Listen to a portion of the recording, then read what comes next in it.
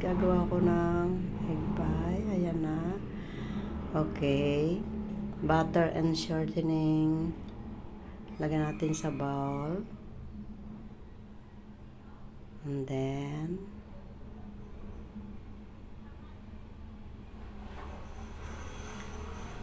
i-mix natin yung butter and shortening. Maganda kasi pagka may shortening siya.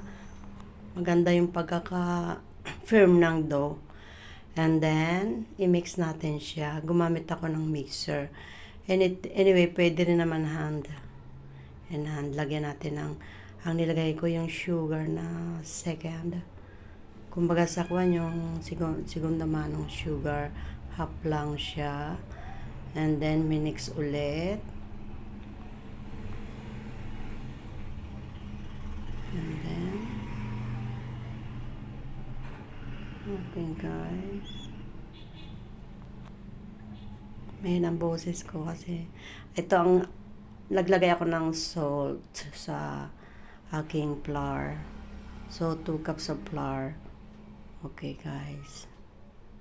So, i-mix ko na. Nilagay ko na doon sa butter and lard na pinaghalo ko.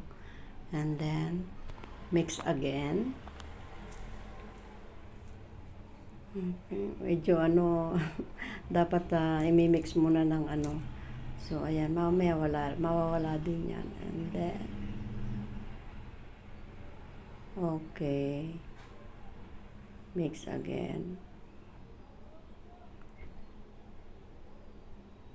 Okay. Meron akong inihanda ngayon. I-mix ko siya. Isang egg yolk. So, yung egg yolk na yan, isang itlog yan, na itinabi ko yung white. So, ayan, hinalo ko siya. Yung egg yolk. Nilagyan ko ng egg yolk para creamy siya. And then, meron akong tubig na may ice water. So, para mas maganda ang pagkakagawa ng dough natin. And then, mix. Okay guys, hindi na ako mix natin siya. So, dagdagan ulit. Dahan-dahan natin lalagyan ng tubig para hindi mabigla yung para hindi maging malambot yung ating dough. Yung firm lang. Okay, nagugas ako ng kamay ko, guys. Ayan, mix by hand. Okay, guys. Mix. Until that na mabuo yung mag-mix talaga yung kanyang dough, lahat ng ingredients. And then, nandito nga pala ako sa Pilipinas. Gumagawa ako niyan. So, alam kong matamis yan. So, maraming kakain. Ayan, nag-sprinkle ako ng flour. So, medyo, i-mix ko lang. Huwag yung masyadong overmix. Okay, ganyan lang siya. Parang, compress lang siya, compress. Iko-compress. And after that, kaya ko nilagyan ng para maging malambot sa kanyang mas madaling i-form sa yung dough. Okay. Then after that, lalagay natin sa ref. Ayan. Nakatapat sa akin ang electric pan kaya ganyan. Okay guys, ibalot natin ng sling wrap ang ating dough and then keep in refrigerator. Doon lang sa hindi frozen na, i-keep mo lang doon sa ibaba. And then after. Okay. Okay. Ayan ang aking dough. I-keep na natin sa ref. Okay.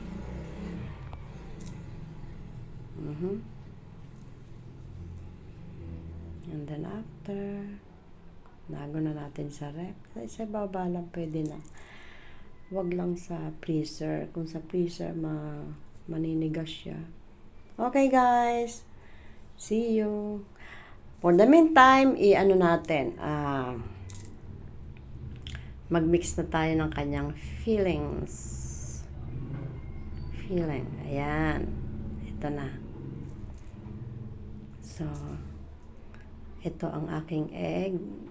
Nabasag siya sa aking pag open ko. So, press egg ang ilagay natin, and then yan yung 6 na itlog. Lagyan ng sugar again. Okay.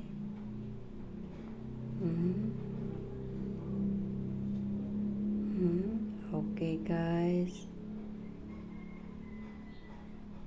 Nag-mix ako dyan. I-mix until the sugar is hindi na buo. Kailangan tunawin natin ang sugar. And then condensed milk. Ito rin condensed milk. So, 1 can condensed milk nilagay ko dyan. Ayun pa. Masarap, creamy kasi pagka yung halimbawa, yung feeling niya is complete. Okay, guys. And then, after that, mix again. Pag na-mix na yung condense, ilalagay natin ang evap. 1 can evap.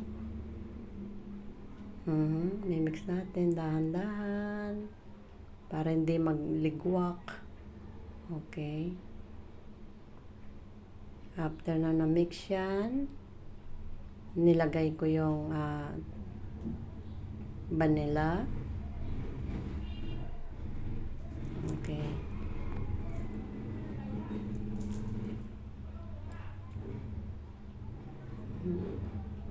Mix lang natin hanggang sa mag-mix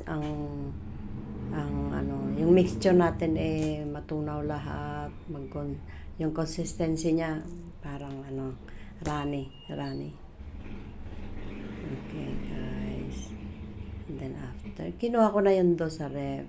After 30 minutes. 30 minutes na siya. And then, niroll ko. And then, hinati ko sa gitna. Kasi ang gagawin ko, yung medyo matitira ng aking feelings, gagawin kong steam. Yung isa is, ang process niya ay oven process.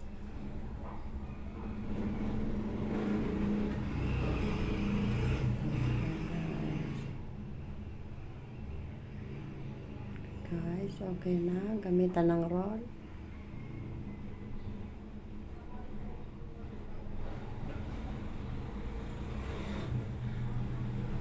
So, yung ginawa kong yan, maraming pinatikman ko yung aking mga kapitbahay. Order daw sila. So, sige, sabi ko nga, okay. Ayan. Flatten the dough.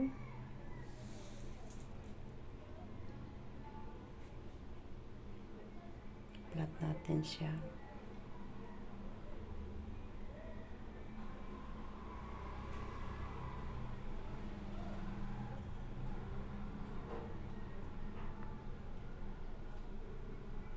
Medyo siguro mga 1/8 inch ang aking ginawa dyan. So, anyway guys, ayan, kinuha ko na siya. Roll on. Bali yung aking pan is parang regular lang na pan ang ginamit ko dyan. Or ayan, ni-roll up ko na. And then, yung aking pan, pinahiran ko ng butter. And then, lagay dyan. Ilalatag natin. Medyo ayusin natin ang pagkakaano niya. Ayan.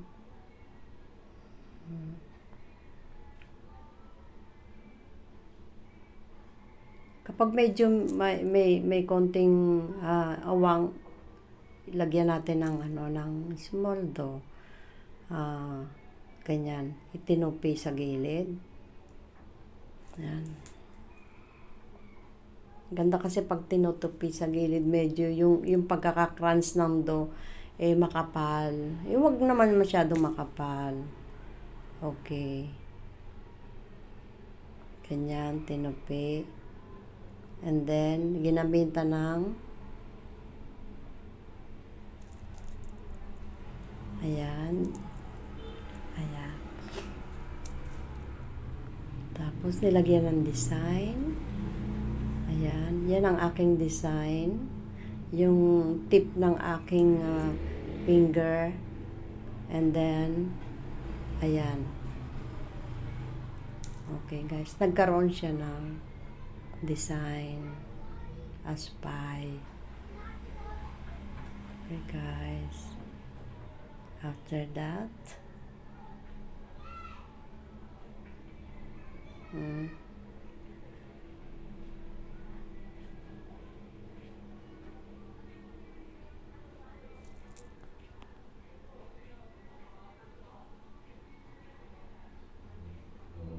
okay, meron na siyang design. Okay, yan ang design ko. Yung iba, pwedeng tinidor. I-design mo sa tinidor, pwede yon, pwede rin naman wala. Nasa sa'yo naman kung gusto mo na may design. After that, tinusok-tusok na ng tinidor yung dough para hindi siya bumukol pag binibake. Anyway, pwede naman i-steam yan. Okay. And then, yung white egg, minix kong ganyan. Kasi ihalo ko siya para maganda yung outcomes ng toppings ng ating egg pie.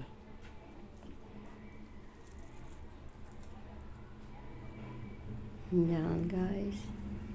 Habang nasa bakasyon ako sa Pilipinas, medyo na busy ako sa aking ginagawang Okay, guys. Ganyan lang ang ginawa ko sa aking egg whites. Mamaya i-mix ko siya dun sa pag nailagay ko na yung filling. Pwede siyang direct or ilagay sa tinimplang mixture, liquid mixture ng aking condensed and evap and egg, and then pwede siyang i-direct after that.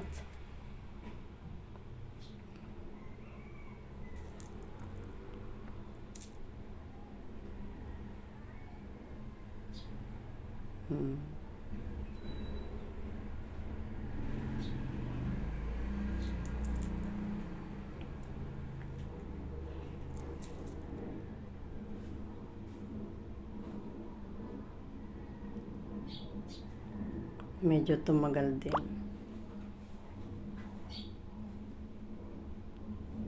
Okay, tapos na yung aking pagmimix ng egg whites. And then, yung aking mixture ng egg yolk, and then hinalo ko yung aking egg white sa mixture ng condensed and evap. Okay. Para maging maganda yung ating yung nasa top pag na-bake siya.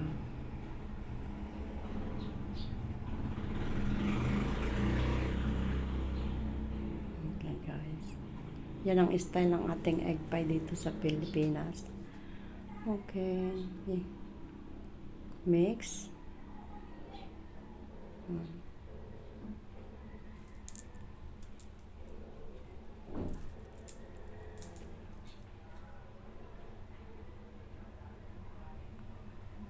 And then, kumuha ko ng strainer. Ito ang aking strainer. In-strain natin. Okay.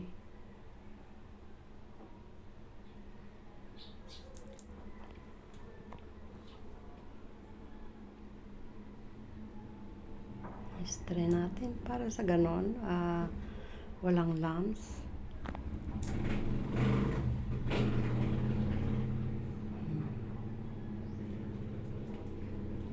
After that, inilagay ko na sa dough.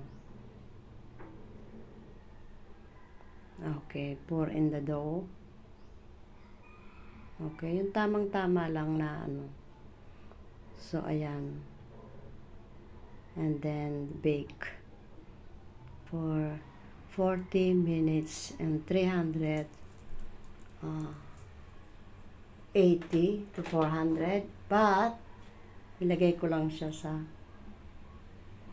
Okay, guys. Ayan na siya.